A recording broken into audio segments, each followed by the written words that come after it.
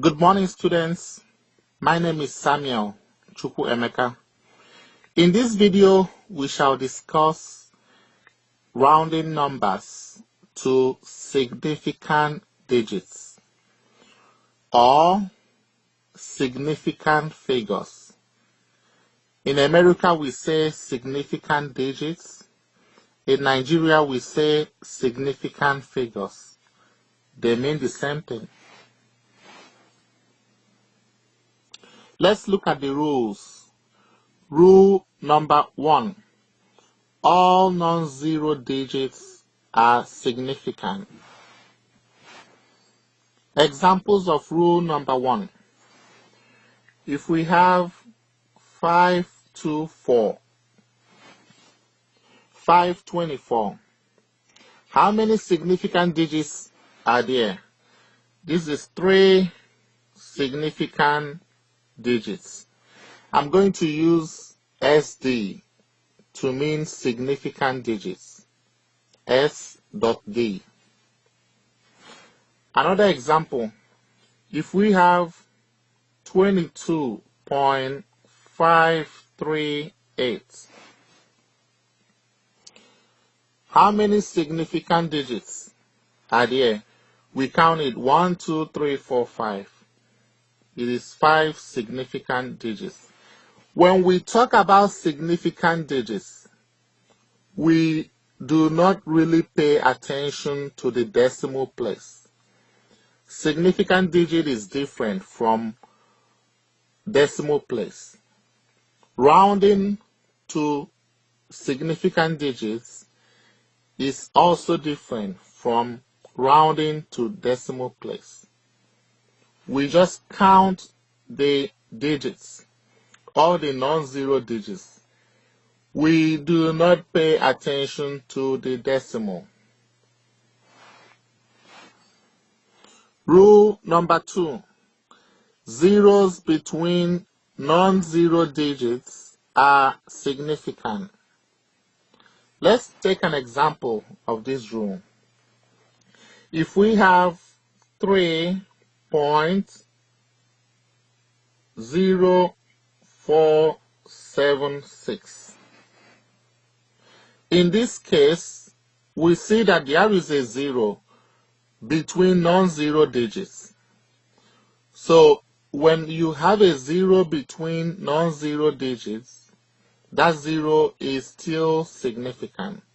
So how many significant figures do we have here? We count 1, 2, 3, 4, 5. That is 5 significant figures or 5 significant digits. I'm sorry, I'm using significant figures. That's what we use in Nigeria. But whichever way is fine. 5 significant digits or 5 significant figures. Let's take another example. If we have 2.05, in this case there is a 0 between 2 non-zero digits, 2 and 5. So that gives us 1, 2, 3. 3 significant digits. Okay? Rule number 3. Final zeros in a decimal or mixed decimal are significant. Let's look at examples. So when we look at these examples, we'll see that they are all decimals. Okay? Now, and they all have final zeros at the end.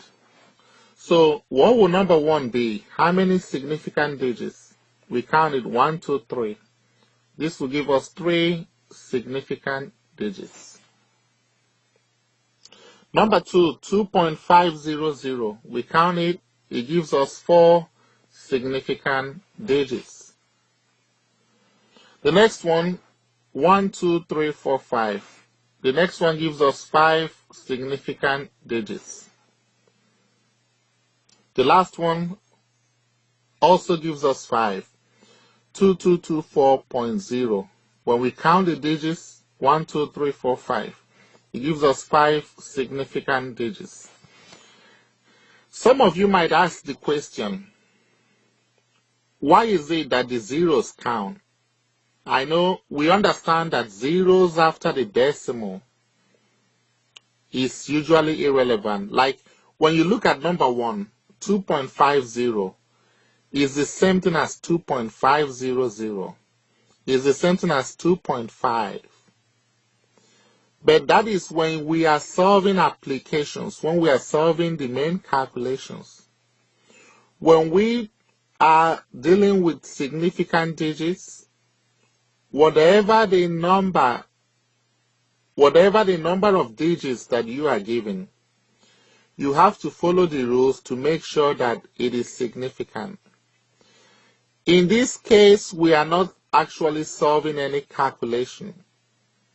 We just want to determine how many digits do we have in the numbers that we are given. So follow the rules and you will get it right.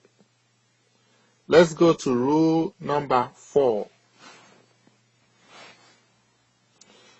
Number 4 rule. Final zeros in a whole number are not significant. Recall our number 3 rule. Final zeros in a decimal are significant. But our number 4 rule, final zeros in a whole number are not significant. Let's look at examples.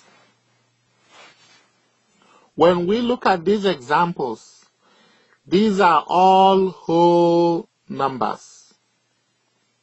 They are not decimals, they are whole numbers. So, if we follow the number 4 rule, we see that the first one, 10, this is one significant digit. 100, one significant digit. Because the final zeros in a whole number are not significant. 1100, two significant digits, that is 1 and 1. The same thing goes to 11,000, and the last one is 3 significant digits. Rule number 5, the next one. Rule number 5 encompasses rule number 4. That is to say, rule number 5 also includes rule number 4. It says, zeros used as placeholders are not significant. So, the examples we gave in rule number 4, we can also use the same reason as rule number 5. Let's give more examples of rule number 5. In this example, the zeros here are used as placeholders. In simple terms, you can say, if a zero leads, if we have a leading zero, when we have a leading zero, then other zeros that come before the non-zeros are not significant. We can say this, when we have a leading zero in a decimal, like you see in example 1, 2, 3, 0.3, 0.005, 0.0076. They are all leading zeros. When we have a leading zero, then the non-zero digits are significant. The non-zero digits are significant. Okay? Now, but on one condition, the non-zero digits should come after some zeros. Okay, like let's look at the first example, 0.3, right? The zero there is used as a placeholder. It is a leading zero. We don't count it as a significant digit. We only count 3. So this gives us 1 significant digit. The next one, the same thing, 0.005. We don't count the leading zero before the decimal. We don't count the 2 zeros after the decimal. We count only 5. And this is 1 significant digit. Those 3 zeros are used as placeholders. The same thing in the third example. We have 2 significant digits, 7 and 6. The same thing in the fourth example. The fourth example is also similar to rule number 4. But in this case, the 3 zeros in the whole number are also used as placeholders. This gives us 2 significant digits. Let's go to rule number 6, the last one. A zero that is tagged with a bar above it is significant. So, when we look at rule 1 through 5 that we did, whenever in any case that we have a zero with a bar above it, even if we follow the rule and that zero ordinarily will not be significant, if that zero has a bar above it, we count it as a significant digit. Let's look at examples. In this example, the first one, we see that the first zero after 5, after the digit 5, has a bar above it. If we had just 125,000, we would have only 3 significant digits, 1, 2, and 5.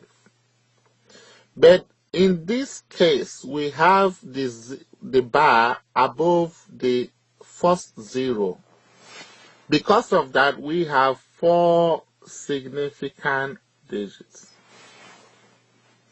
In the second one, we have a bar above the second zero.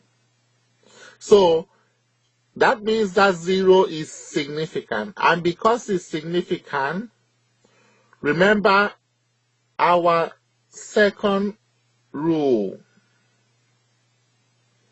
Zeros between non-zero digits are significant. In this case, that second zero, we count it as significant. And as such, the first zero is also significant because it's included. And because of that, I know that the second zero is not a non-zero. So we can actually apply rule 2, as some of you will reason. But because it has a bar above it, it is significant. And because it's significant, we treat the first zero, which is included, as significant also. So we now say that this has 5 significant digits. And of course, if you look at the third case, whereby the third zero has the bar above it, we count the first and second zeros as included, and therefore they are significant also. That makes us to have 6 significant digits. So before we round up, let us summarize with some more examples. How many significant digits are there? Why? The first one, we have 1.0548. 9. In this case, we have a 0 between non-zero digits. And because of that, they are all significant. So this will give us 5 significant digits. Reason: 0 between non-zero digits are significant. Another one. If we have 225.30, in this case, final zeros in a decimal or mixed decimal are significant. This is a decimal. Because of that, the 0 at the end is also significant. So we have 5 significant digits. Another example, 9314.7. In this case, we have 5 significant digits. Why? Because all non-zero digits are significant. Another example. The next example, 13.080. This gives us 5 significant digits. Why? Final zeros in a decimal or mixed decimal are significant. Also, zeros between non-zero digits are significant. Those are the 2 reasons. The first zero is because the first 0 which comes before 8, we count it as significant because 0 between non-zero digits are significant. The second 0 which comes after 8, we count it as significant because final zeros in a decimal are significant. Okay? The next one gives us 5 significant digits. Why? Because the second 0 is tagged with a bar. Because it is tagged with a bar, we count it as significant. And then the 0 that comes before it is also significant. The 0 that comes after it, we take it as a placeholder. Or we can say the 0 that comes after a whole number. It is not significant. We do not count it. The next one gives us 2 significant digits. Why? Because the zeros that are used as placeholders are not significant. So we count only 4 and 2.